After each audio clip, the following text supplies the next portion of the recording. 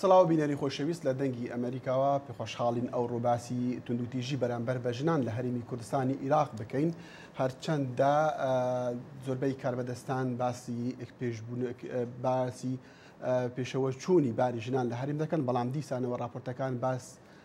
باسی زمانێکی زۆر گەورەی توندوتیژی بەرامبەر بە خانمان لە هەرێمی کوردستان دەکرێت. بە باسکردنی ئەم بابەتە ئێستا لەگەڵمانە خانم بەخشان زەنگەنە سەرۆکی ئەنجومەنی باڵای کاروباری ژنان لە حکوومەتی هەرێمی کوردستان و هەروەها خانم کوردۆ عەبدوڵڵا بەڕێوەبەری گشتی بەرەنگاربوونەوەی توندوتیژی لە وەزارەتی ناوخۆی هەرێمی کوردستان زۆر بەخێر بێن. بەخشان خان حەزم دەکرد لە باسی توندوتیژەکانی دش بە ژن دەکرێن چ جۆرێکە یان چ جۆرێک لەوانە مەترسیدارە لە هەرێمی کوردستان؟ بەڵێ زانی کە باس لە بارودۆخی ژنان ئەەکەین لە هەر کۆمەلگایەک تەنها یەک لایەن ناگرین. مەسلەی ژن مەسلەی توندوتیژیە و کۆمەڵی مەسائلی ترە. گرنگترین مەسلەی ژن بەشداری ژنە، بەشداریەکی کارە لە هەموو پرۆسەکانی ناو کۆمەلگا. چین ڕێگە لەو بەشداریە کارایە ئەگرن. یەکێک لەوانە ئەو توندوتیژەیە کە بەرامبەر بە ژنەکرێ و ئەساسی ئەو توندوتیژیە بریتیە لەو جیاکاریەی کە لە بینی ژن و پیاوە ئەکرێ لە مافە لە پێگەی کۆمەڵایەتە کە ئەمە مەسلەیەکی تاریخی دوور و درێژە، یعنی مەسلەی 100 ساڵ و 1000 ساڵ نییە، زۆر پێش ئەوەیە. بەنسبەت ئەو توندوتیژیانەی کە لە هەرێمی کوردستان باسی لێکرێ، بەڵێ ئێمە وتومانە و توندوتیژی هەیە لە هەرێمی کوردستان بەرامبەر بە ئافرەت، بەڵام هەنێ جار هەست دەکەین یعنی زۆر گەورە ئەکرێش. ئێستا ئێمە لەو کۆبوونەوەی لیژنەی کۆبوونەوەی 57مین لیژنەی بارودۆخی ئافرەت بووین لە ڕێکخراوی نەتەوە یەکگرتووەکان، هەموو دەوڵەتانی دنیا لەوێ بوون بە ئەمریکاشەوە باس لە توندوتیژی ئەکەن و شێوازی جۆرا و جۆری توندوتیژی لە وڵاتەکان. ئەوە لەگەڵ تۆدام کە لە هەر شوێنێک باز بکەیت لە هەر کۆمەلگایەک توندوتیژی بەرامبەر بەژن هەیە، بەڵام بۆ نمونە یەکێک لە داتەکان کە لە پێشدەست مێستا لە وەزارەتی ناوخۆی هەرێمی کوردستان دەرچووە کە دەڵێت لە 2011 بۆ نمونە 3000 کێس 2011 4000 کێس بەرامبەر بە ژنان تۆمار کراون، لە 2012 3000، بەڵام بۆ ئەوەی گروپی واروین بۆ نمونە دەڵێت 5000. ژمارەی زۆرە، ڕاستە، یەکێکیش بێ زۆرە، یەکێکیش بێ هەر زۆرە وەکوتم. بۆیە لە کوردوخان دەپرسم وەزارەتی ناوخۆ چی دەکا یان تا ئێستا چەند کەس دادگای کردووە، چەند کەس جزای کردووە ئەوانەی کە تاوانبارن بەم کێسانە؟ سوپاس بۆ تۆ بۆ وەڵامی پرسیارەکە. من ئەوە دەرێم ئەوەی کە تۆ باسی دەکەی ئەو 3000 و 4000 ئەو کەسانە نەکە سکاڵایان تۆمار کردووە، زیاتری شەر. بەڵێ ئەو کەسانان کە سکاڵایان تۆمار کرد لە هەموو دنیا. تۆ ئەگەر بێت و داتاوەرگی لە هەموو دنیا هەتا لە خودی وڵاتە پێشکەوتوەکان لە 100% کە سکاڵا تۆمار ناکەوەی توندوتیژی بەرامبەر دەکرێت. بۆیە هەر کاتێک کە ڕێژەی سکاڵاکار بەرز بۆوە، یعنی ئەو ڕێژەیە بەرز بۆ، نیشانەی ئەوەیە ژنان دەتوانن بە ئازادی تر بێن لە پۆلیس و لە دادگا شکات بکەن. لێرکانە جۆرە متمانەیە کە بە بەڕێوەبەراتەکانی بەرەنگاربوونەوەی توندوتیژی سەر بە وەزارەتی ناخۆ کە کۆمەڵی ئەفسەری ژن لێ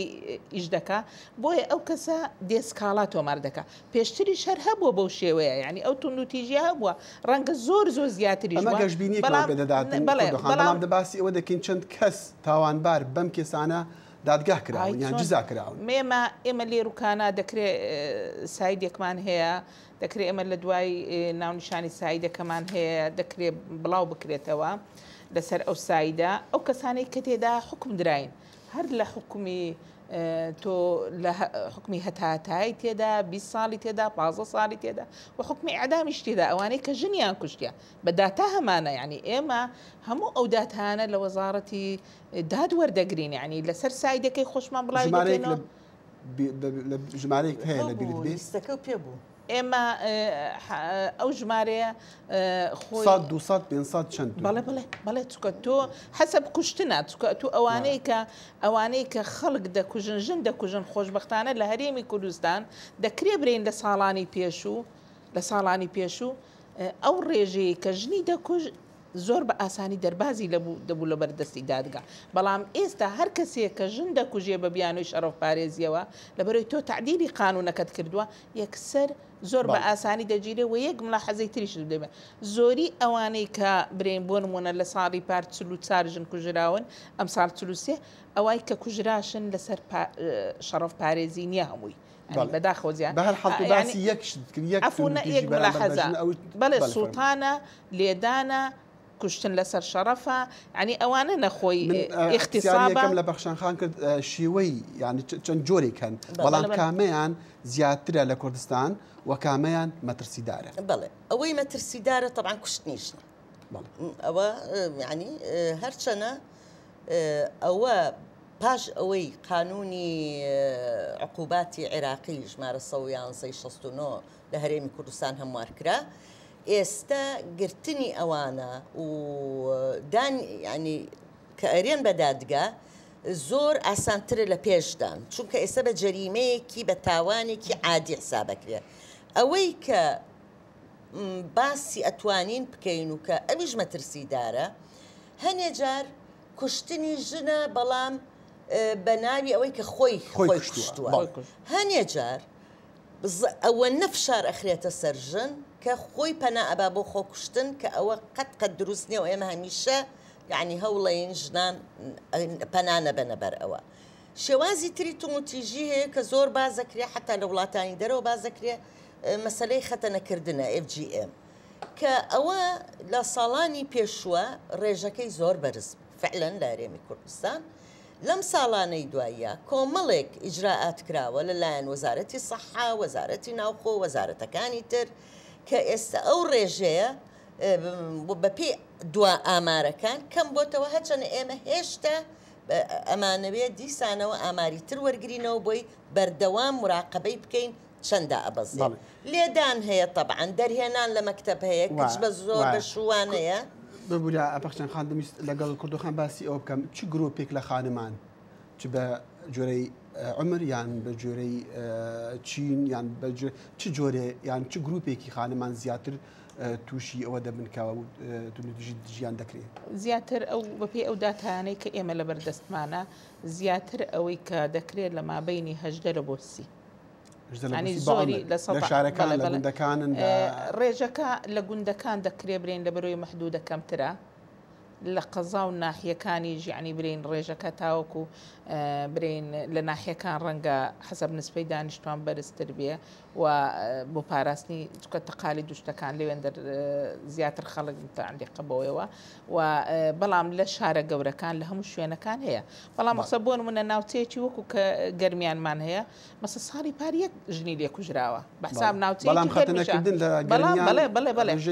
بۆیە تۆ شێوازەکانی توندوتیژی لە ناوچەیەک بەسە بۆ نمونە لە ناوچەیەک کوشتن زۆرە لە ناوچەیەک خۆسووتان زۆرە بەڵام ئەوەی کە خەتەرە بە ئێمە بەنسبەت ئێمە وەکو خاتو پەخشان باسی کرد مەسلەی ئینتیحارەکەی بە شێوازی خۆسووتاندن هەتا ئێستا مەسلەی لە هەر وڵاتێک دیارە بە شێوازێک پەنادە بەنەبەر خۆکوشتن بەداخەوە لە هەرێمی کوردستان مەسلەی خۆسووتان نەکەیە یعنی کە بەڕاستی ئێمە خەریکین بۆی چ بکرێ باشە چۆن تەوعیە بڵاو بکرێت پێش ئەوەی ئەو پرسیار لە جەناب بکەم لەگەڵ پەخشان خان باسی ئەوە بکەین کە بەشداری جەنابتان لە ئەمریکا هاتنتان بۆ ئەمریکا و بەشداری لە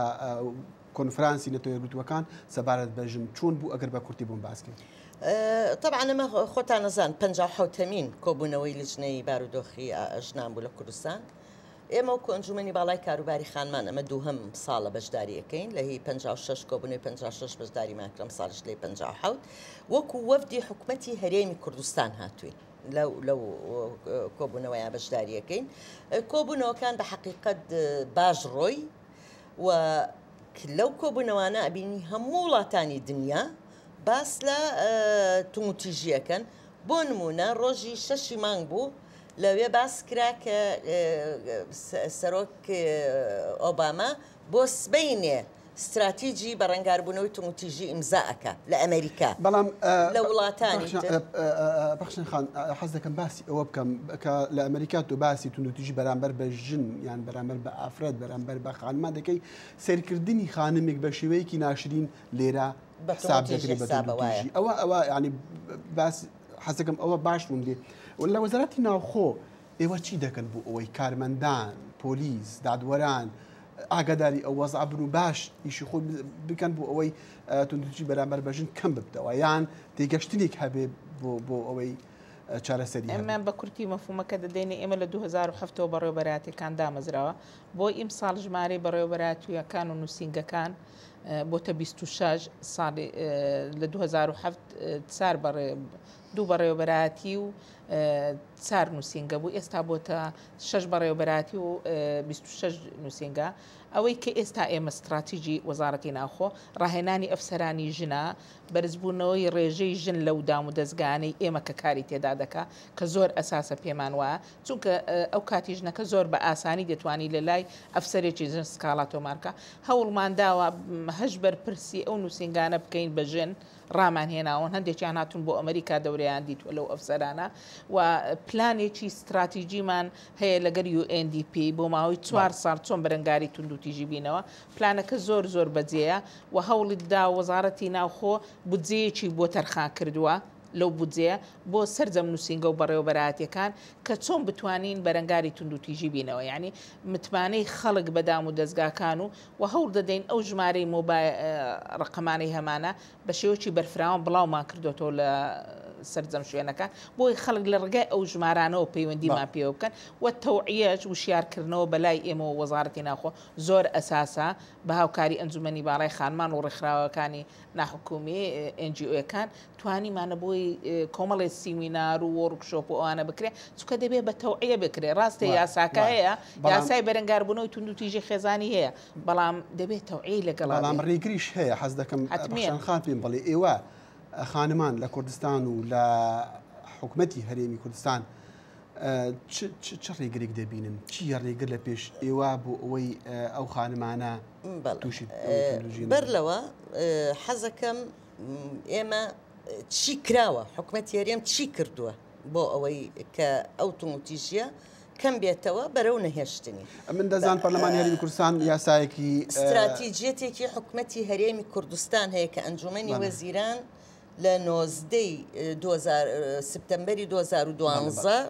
بڕیاری لەسەررا ئەمە بۆ هەموو وەزارەتەکانی حکوومەتی هەرێمە ڕێکخراوەکانی کۆمەلگای مەدەنی و پەرلەمانیش وەکو ڕەقیب وەکوین بەشدارەتیایە بەڕاستی گەورەترین کۆست لە ڕێی ئێمە یان لە ڕێی ئیشکردنی نەک ئێمە هەموو ئەو لایەنانەی ئیشەکەن بۆ ڕێگەگرتن لە تومتیژی یەکەم کارانەبوونی جێبەجێکردنی یاسایە کێشێکی گەورەیە کێشەیەکی زۆر گەورەیە استراتیژی بکە یان دەستور بکە یان قانون بکەیت لە هەموو وڵاتان خراپترین وڵاتی دنیا جوانترین دەستوری بەڵام جێبەجێ نەکرێت ئەوە کێشەیە معنای ئەوە نییە لە 100% جێبەجێ ناکرێت بەڵام هەندێک بڕگە و مادە هەیە کێشەمان هەیە لە ئاستەنگی هەیە لە جێبەجێکردنیا بۆیە ئێستا بڕیارمان ناوە کە ئەم ساڵ لە پێش نهایەتی ساڵە لە پاییزی ئەم ساڵە کۆنگرەیەکی نێودەوڵەتی بکەین سەبارەت بە چۆنیەتی کاراکردنی جێبەجێکردنی یاساکان طبعا ئەمە من لەو کۆبوونەوەی CSW زۆر وڵات گوێم لێ بۆ ئەو کێشەیە ئەمە لە لایەکی کە بتەوێ نەتەوێ لای ئێمە هێشتا کۆمەڵێک مەوروسی یعنی کلتوری ماوە لە هەندێک شوێن ولا هندي حالت عشائري يعني محافظكاري هندي جار بكاري هناني آين بو ريقا قرتن له هندي ما في جن هندي جار طبعا أما كالسيركي يعني أما ديار الأولاتاني دنيا جوايا يعني شتيك إنسان توزي الله هر إيمانين لو كيشي بويا أتوانين زور سپاس دەکەم بەخشان زەگەنە سەرۆکی ئەنجومەنی باڵای کاروباری خانمان لە حکوومەتی هەرێمی کوردستان و هەروەها کوردو عەبدوڵڵا بەڕێوەبەری گشتی بەرەنگاربوونەوەی توندوتیژی لە دژی خانمان لە وەزارەتی ناوخۆی هەرێم زۆر سپاسان دەکەم.